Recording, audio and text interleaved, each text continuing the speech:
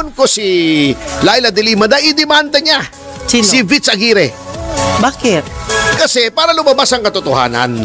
Ugali talaga ni Ms. Riz Ontiveros na mag-tamper ng witnesses. Ikikwento Kung si Riz Satanas ay hinahamon po ni Atty. Topacio na mag-file ng kaso laban sa kanya dahil sa gusto niyang ilabas itong mga witnesses na di umano'y nagsasabi ng katotohanan na talagang itong si Riz Satanas ay eksperto sa pagtatanim ng mga witnesses. Mayroon din palang hawak na matinding sikreto itong si Atty. Topacio para kay Laila de Lima, mga kababayan natin.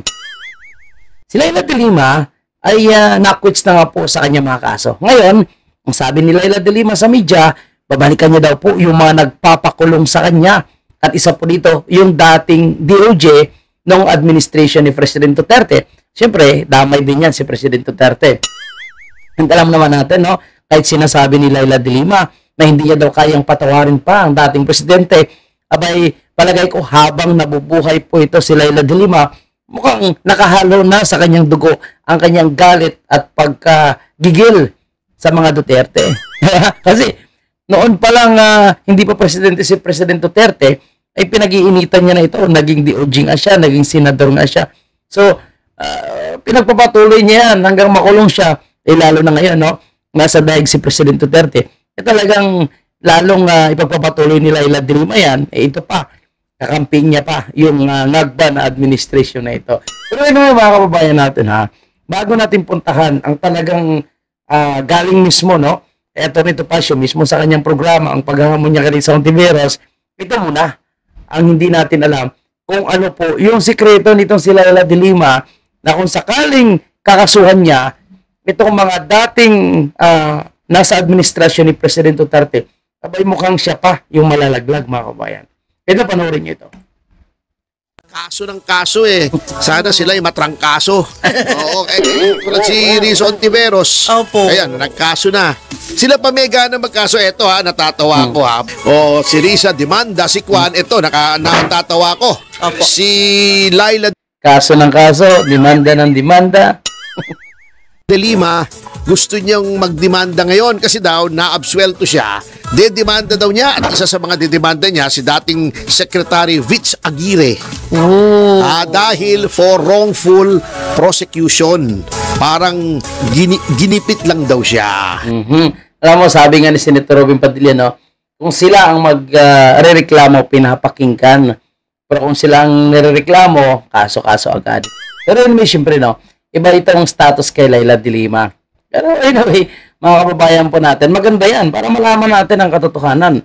Baka mamaya, pag kinasuhan niya po, itong si Aguirre, baka may lalabas pa ng mga bagong ebidensya laban sa kanya. Huwag siya makasigurado, di ba, mga kababayan natin. Kasi ayon dito sa sinasabi ni Atty. Topacio, ay bay, mukhang tagilid siya dito, mga kababayan natin. Kasi parang kinoach daw, yung sinasabi niya, tinuruan daw yung mga witnesses.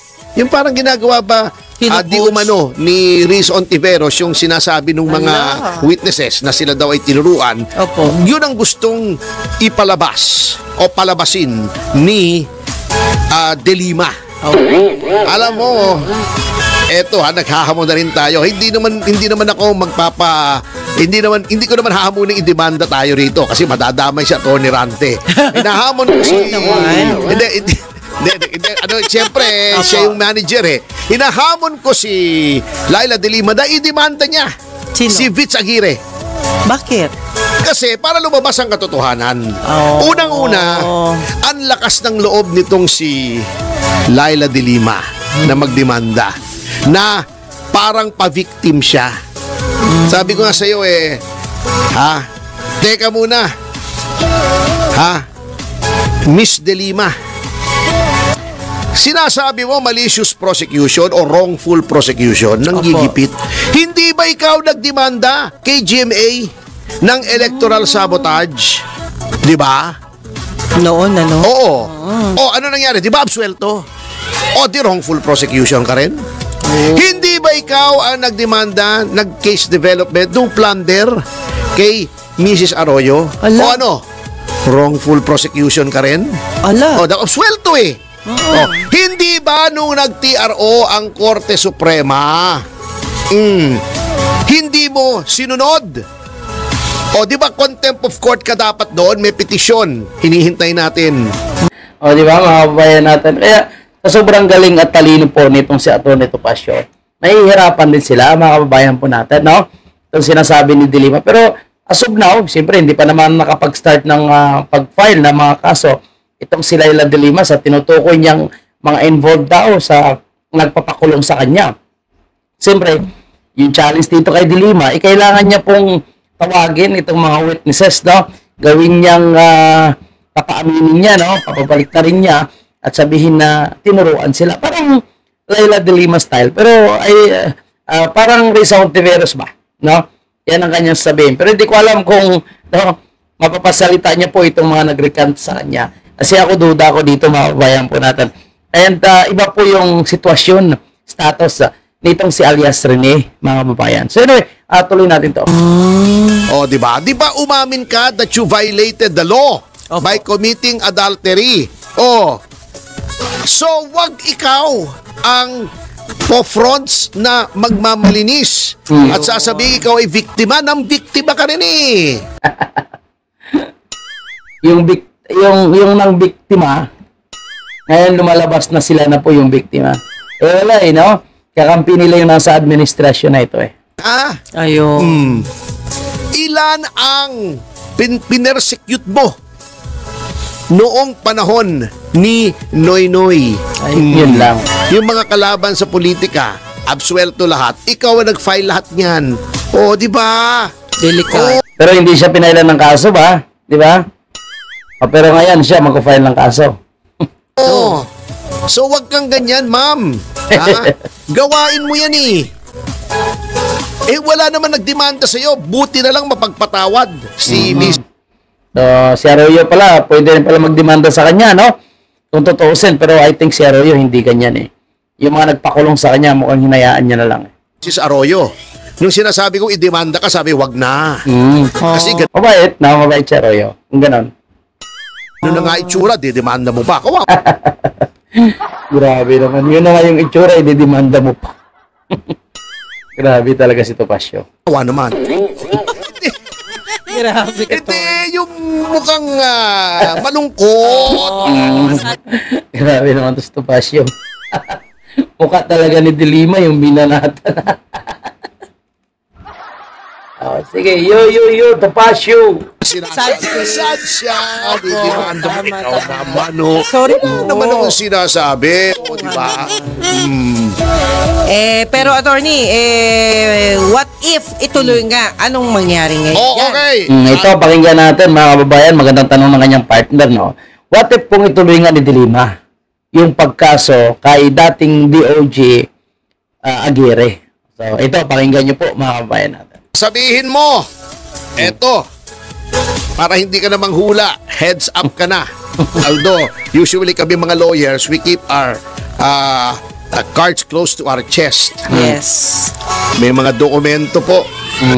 Ma'am, sasabihin nyo si Aguirre ay kinoach itong mga witnesses laban sa inyo. 2013 o 2014 pa lamang yata.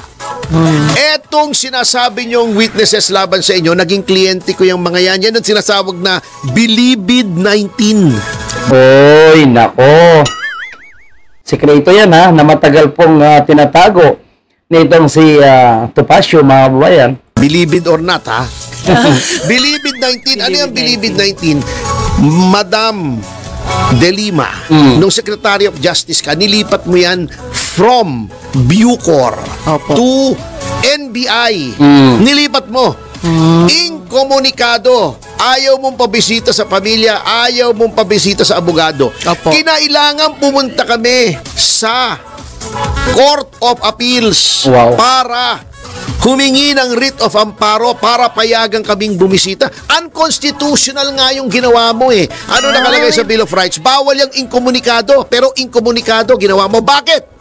Grabe, no? So, walang pagkaiba ito dito kay, ngayon, kay Hontiveros, no? Kunwari sila yung mga nakikipaglaban para sa karapatan, maka-human rights, no? Freedom of speech. Pero sila po yung mahilig mag-aabusa. No? Mga abusado ba, mga kababayan? Bakit mo ginawang inkomunikado, Madam Laila de Lima? Ang sabi sa akin ng mga kliyente ko, kasi daw, nagkagulo-gulo yung drug trade sa Bilibid. Wow. At nagkaroon ng Grabe, no? Droga talaga ang problema dyan. power play, nilagay mo sila roon, kaya inkomunikado para hindi sila makapagsalita kahit kanino tungkol doon sa drug trade. 2013 o 2014 to. Nako, mga kababayan po natin. Kung marinig po ito ni Laila de Lima, itong expose po nitong si Atty. Topacio, mukhang kabahan po itong si Laila de Lima. No? Baka itong gagawin niya na pagpa-file ng kaso na sinasabi niyang mga nagpakulong sa kanya dahil sa wrong accusation, mukhang mababaliktad, mga kababayan. At mukhang si de Lima pa ang makukulong dito. Tandaan natin, mga kababayan, no? Bilog ang mundo, no? And hindi lahat na kanilang pag-aabusa, hindi lahat, no, na kanilang ginagawa ay magiging pabor sa kanila. O mamaya pupuntahan natin muli itong si Risa Hontiveros, no? Ganyan din po yung nangyayari ngayon kay Risa Hontiveros. Kaya wag po siyang magpakasigurado, mga kababayan natin. Kukunin ko yung mga dokumento. O, tingnan nyo ha. Sabi nga ni Atty. Topacio, mga kababayan po natin, may mga dokumento po siya na pwede magagamit, no? Laban dito kay Laila de Lima. Sabi niya nga dito, yung mga salaysay mismo ng mga witnesses. Yeah. Kabahan si de Lima dito ha. 2013 pa. So, hindi pa talaga presidente si Tatay Digong. Si Tatay Digong is 2016. Sa drug trade. 2013 pa, wala pang Vitaliano 13. Aguirre noon Nako. sa Horizon. Ang si Vitaliano Aguirre noon ay kilala lamang yung nagtakip ng tenga noong impeachment trial. Di ba? Wala pang Duterte noon. Mayor pa lang si Duterte noon. Hindi pa sumusulpot sa Horizon. Ha? Nagbabala ka palang mag-senador noon. Bago sasabihin mo, kaya ikaw ay nag-manufacture ng witnesses, this very same witnesses, ay dahil ikaw ay senador, kalaban mo si Duterte, si Aguirre ang may pakana ng witnesses na ito. Hindi po si Aguirre. Witnesses na to. Nako po, mga kababayan natin. No? Kailangan din ito malaman ng mainstream media, itong mga sinasabi ni Atty. Topacio, sa totoo lang, no? Kasi mas malalim ito, kasi 2013 pa pala. So, kung sakaling lalabas ni de Lima yan at kakasuhan si Aguirre, baka mababaliktad siya dito. No? Siguraduhin niya na yung kanyang witnesses ay hindi babaliktad, kagaya nitong nangyari po kay alias Rene. Kasi kung mangyayari, magiging mag-classmate po sila ni Risa Hontiveros, no? Magiging pareho po yung kaso nila. Yun na ang sinasabi nitong mga ito laban sa 2013, 2013. 2014 pa lamang. Real talk yan. Yan, real talk daw po yan, mga kababayan po natin, ha. 2013 pa, no? At wala pa noon si Aguirre, wala pa si President Duterte, ay talagang may problema na pala itong si Laila de Lima. At alam niyo, natandaan ko, mga kababayan, ha. No, tama po yung sinasabi ni Atty. Topacio.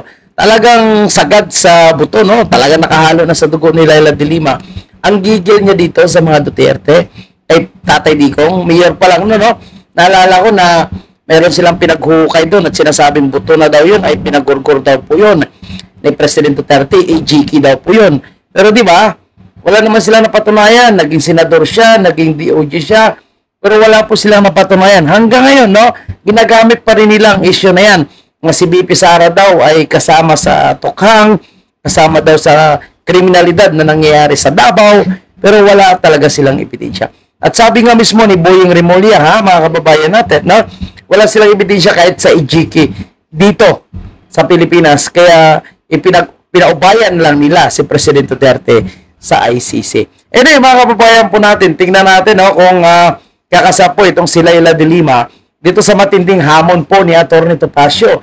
Siyempre, no, ang sabi nga ni Atty. Topacio, sige, Laila de Lima, kung gusto mo talagang kasuhan, ma'am, itong si dating DOJ Aguirre, go, dahil handa akong magtistigo, sabi ni Topacio, at ilalabas itong mga dokumento na nagsasabi na ikaw, Laila de Lima, ay sangkot na sa kalakaran ng illegal na droge doon pa man sa loob ng Believe It. 2013 pa lang. Nako. Okay, puntahan naman natin mga kababayan, no? Itong issue naman dito kay Ontiveros. Continuity, kumbaga, hindi natin titigilan ito mga kababayan, no? Ang hamon niya dito pa siya sa kanya, kasuhan mo ako at ilalabas ko yung mga witnesses.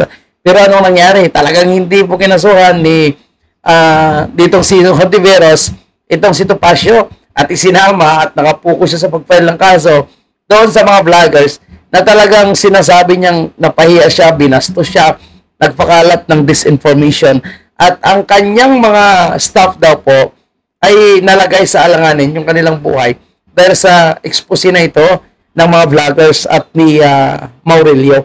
Pero ang totoo dyan, di ba? Hindi ba nila naisip yung ginawa nila kay VP Sara? Hindi niya ba naisip kung anong nangyari din doon sa mga staff ni VP Sara at sa mga ordinaryong tao rin, no? Na kanilang pinapahiya at sinasa publiko yung kanilang mga pagkatao. Di ba? Ganun din yung nangyari sa kanyang mga staff dyan. And walang kasalanan dapat yung mga vloggers, kundi itong si alias rin nilang yung kanyang hahantin. Pero bakit siya Atty. Topacio hindi niya isinama? Bakit? Dahil dito sasabihin ni Atty. Topacio, mga kababayan. Meron akong alam kay Risa Ontiveros na hindi marites. Personal knowledge. Ugali talaga ni Miss Risa Ontiveros na mag-tamper ng witnesses. Ikikwento ko sa inyo.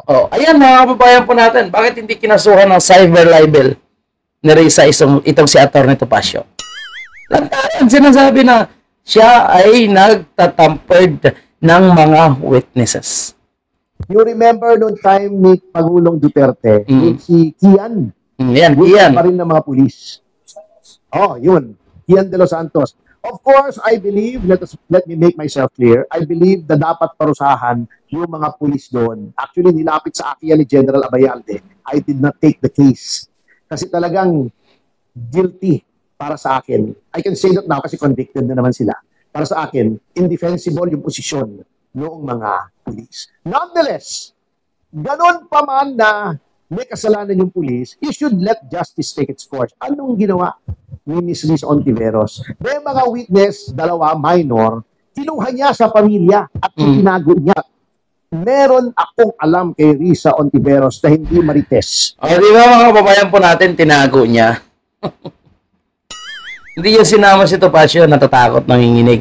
Anyway, puntahan natin ito. So, actually, kahit si Congressman Pulong, nagsalita na rin dito kay Risa Ontiveros. Di ba? Itong pag-file ni Risa Ontiveros sa mga vloggers, siyempre, mga vloggers, no, hindi rin papayag na sila ay mapapahiya. Siyempre, mainstream media sila, no, kumalat na yung mga sinabi ni Risa Ontiveros na sila daw po ay nasa likod nitong pagpapakalat ng video nitong si Alias Rene. Salita din yung mga vloggers. And of course, no, pakinggan natin ang komento naman nitong si Congressman Pulong Duterte patungkol kay Risa Ontiveros. What's your reaction about Senator Risa Ontiveros filing cases to the vloggers daw pertaining atong video circulating online? So, kung sila mo bakbak o tao, okay ra. Pero kung sila bakbakan, demanda diretso. Yan ang mga tuso, no? Ayaw maisahan. No? Gusto nila lagi, sila yung nakakaisa. And again, si Risa Ontiveros ay noong 2021, malala ko, nag-file po siya ng isang batas, no? Na tinawag niya na decriminalized level para hindi magamit ng mga abusadong nasa pwesto. Pero ngayon, ang nag-file ng Senate bill na yan, siya po ngayon ang number 1 na nag-akusa, no, at nag-file ng kaso dito po sa mga vloggers. So, nasaan po yung karapatan na magsalita, freedom of speech, freedom of expression, sinasabi ni Risa Ontiveros, na sila daw po ay para sa demokrasya. Pero ngayon, mukhang sila po ngayon ay gustong maging diktador. Cry baby. Spoil brat. So, itawag ka na nila mga nana. Sport lang. Matira mo, okay ra o tirahon mo, dili okay. Mura magkagdi politiko. Ang utana sa atong mga kababayan ko. Wag kailan ng Risa mo, doon ang Davao. Mga yung buto. Ang buto na pa ba na yung makuhag buto dito? Wala na yung bubuto kay Risa ay, pocha. Talaga ni mga ng daog na yung mga kauban. Kung sa ito'y pangutan na, dito mo. Nalo yung migos-migos eh, miro-miro. So, ano to? Last pangutana nila to. Ng cyber libel. Ito maganda mga kababayan po natin ha. Sa hindi pa nakapanood ng live natin kanina, ito sa upload natin, sa isahin natin dito, yung mga ibinulgar nitong mga vloggers, so kasama si Tio, si Paulo, and si Miss Joey, na currently nasa Davao po sila para sa Duterte Run na mangyayaring malaking event, para po sa panawagan na bring him home, Tatay Digong. Ang hindi ko maintindihan, you are using the taxpayers' money to go against the taxpayers who are criticizing you. That is not a mark of a good leader. Correct. That is a mark of an oppressor. Diba? Mark of the oppressor.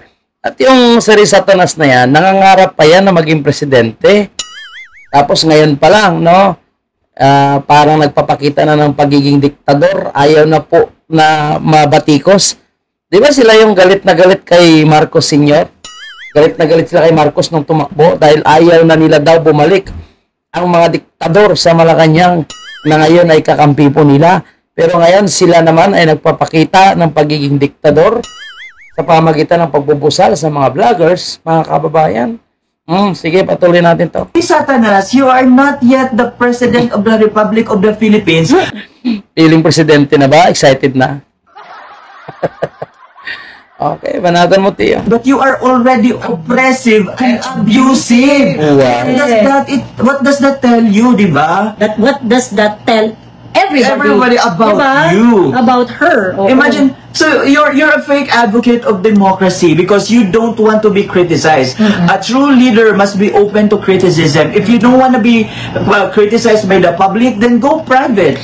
Resign from your position. Find another job. Or maybe go to a non-government organization. Ikaw ang magrina-rinahan doon. Baka gusto niya maging aesthetic doctor. Magrina-rinahan. Baka gusto maging aesthetic doctor. Grabe mga to, Hindi pwede kasi parang kulang siya sa chin filler, sa Jotox. Panahon na lumabas si alias Rene, yung tinatakipan niyo pa yung mukha niya sa Senate, parang Diyos siya, di ba? You treated him as someone na siya lang yung humahawak ng facts. Someone na may monopolyo ng katotohanan. Dinidismiss mo yung arguments or yung ng mga tao, ng mga KOJC members na nagsasabing lahat ng sinasabi ni alias Rene ay hindi katotohanan. Fake news yun. Pero anong sinabi mo? Paniwalaan natin si alias Rene.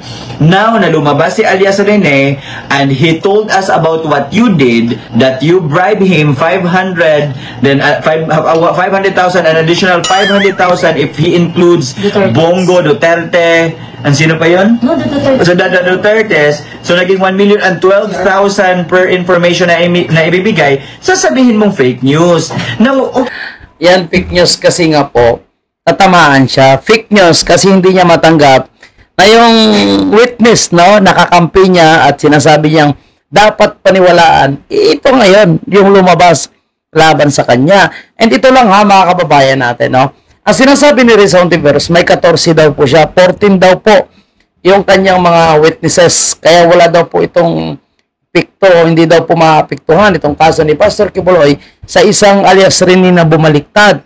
Oo nga, hindi naman pala maapiktuhan. Bakit siya gigil na gigil, At parang sasabog sa galit ang pagbumukha ni Risa Tanas doon sa NBI.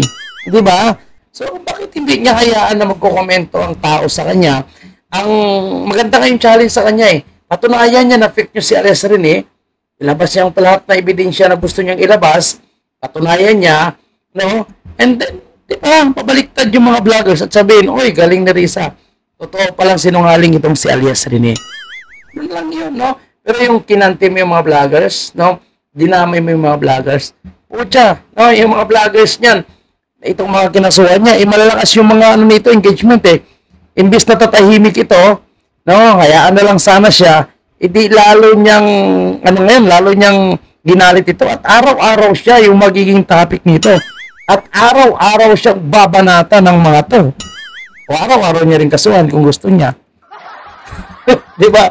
Ito yung mga vlogger na ito, hindi atras, no? Tio, Miss Joey, Banat Bike, Ka-Eric, si Crescent, no? Si Attorney Trixie Cruz, dinamay. Si Attorney Libayan, dinamay. Oh. Pero dapat ang targetin niya doon, si Alias Rene, no? Na, ano niya, mapatunayan niya na mali itong accusation ni Alias Rene. Talaga, because star witness mo yun eh. Bastion of truth mo yun. Naging Tapos ngayon na bumaligtad, biglang hindi kasi nagigets ni Rize. Ang question dito, bakit ka tinalikuran ng witness mo? Regardless yan regardless whether totoong binayaran mo yan, or kung binayaran man yan ng Duterte side, Pastor Kibuloy, or whatsoever, hindi yun yung question eh. Kasi that's going to be proven through through hard evidence. Okay. Sa ngayon, hindi natin mapapatunayan kung sino ang nagbayad, kung sino. Even yung sa claim ni Alias Rene, ni Michael Murillo. But the undeniable fact, Risa Ontiveros, makinig ka. The undeniable fact is, tinalikuran ka ng witness mo na talagang ginamit mo at talagang binandera mo at pinalulun mo sa aming mga throat na totoo ang sinasabi niya. Bakit ngayon iba na yung sinasabi niya? exactly. Kung nakikinig kayo, ayan po mga kababayan ha, talagang totoo yung sinasabi, no? Sinasabi mo noon na dapat natin paniwalaan itong sinasabi ng mga hawak mong witnesses, tapos ngayon sasabihin mo na hindi pala, no? Siya pala ay sinungaling. So, malaking sampal yan para kay Risa, mga kababayan po natin. Anyway, no? Puntahan natin itong si Banat Bay at si Ka-Eric, no? Maiksi lang po yung kanilang komento dito kay Risa Tonas. Okay, sinama po sila sa mga kinasuhan. cyber-libel sa mainstream media. Di ba? We need to apply public pressure against her, mga kababayan, kay Senator Hontiveros, para po maramdaman niya at mapahiya siya na galit ang taong bayan sa kanyang ginagawang tanim witness na style. No? So, para naman kay Ka-Eric dito, mga kababayan po natin, dapat daw po manawagan ng taong bayan dito kay Risa Hontiveros na mag-resign na, no? Dahil sa kanyang pinaggagawa, mga kababayan po natin, no? Kasi nga, sinasabi nga dito ni Ka-Eric dito, mga kababayan po natin, na itong si Risa, no? Mali po yung kanyang ginagawa at itong pagbabaliktad ng mga witnesses, no, mga kababayan po natin. Siyempre, no, itong pagsabi ng katotohanan nitong mga witnesses, no, dapat pressurein si Risa Hontiveros na mag-resign. At para naman dito kay Banat Bay, hindi nga tama na kinasuhan naman po itong mga vlogger, dinimanda yung mga vlogger, dinamay. Kasi sabi nga dito ni Banat Bay, sila nga daw po is nagtatanong din kung ano nga ba ang totoo, sino ba yung totoo, si Risa ba o itong si Alias Rene, na dapat niyang patunayan. Ngayon, sabi ni Banat Bay dito, dapat ang tinatarget dito nitong si Risa Hontiveros ay si Alias Rene lang, no? Pero wag yung mga vloggers. Kasi, gaya nito, sila Banat Bay at ibang mga kilalang vloggers, the more na kinasuhan niya, the more po ito mag-iingay. Tingnan mo yung nangyayari ngayon, no? Imbis na matakot sila, tingnan mo, nag-iingay sila ngayon. Banat ng banat ngayon kay Risa Hontiveros. At isa ito, no? Sa lalong ikakabagsak ni Risa Hontiveros. Lalo na po mga kababayan po natin, itong si Risa Hontiveros ay may plano po siya para sa darating na 2028, di ba? Sabi nitong si Risa Hontiveros ay tatakbo daw po siya sa pagka-president sa 2028. Pero palagay ko malabo na ito, mga kababayan po natin. Bakit, no? Kasi po, ang pinipili ngayon at ang nakikita nating gugustuhin ng Liberal Party ay mukhang hindi si Risa Hontiveros, kundi itong si Leni Robredo ngayon. Ito ngayon yung mukhang pinupush nila eh. Kahit si Liamas na sinasabing dati niyang habibi ni itong si Risa, nakikita natin na Leni and Bam ang kanilang pinupush ngayon. Anyway, ito. Sabi ni Risa Hontiveros dito, Michael's video which exposes the identities of the witnesses and victims and disclose the personal information of my staff present a clear and present danger to the people's safety. Everyone behind this will be held to account, sabi ni Risa Hontiveros. So, alam mo, pag-usapin kasing na disclose, no, yung identity ng kanyang mga staff. So, ganoon din naman ang usapin ng mga taong hinaharap nila sa mga committees hearing. Hindi ba nila naisip yung peligro na dala ng pag-disclose ng pagkatao at pati na rin pamilya ng mga pinapatawag nila sa Senado. How about yung nangyari kay VP Sara? Di ba? So kung sila pala, no, is danger. Pero pag ibang tao, wala silang pakialam. So nasaan yung patas? Nasaan yung hustisya? No? At nasaan yung sinasabi ni Risa Hontiveros at ang kanyang pinaglalaban na freedom of press and expression. Di ba?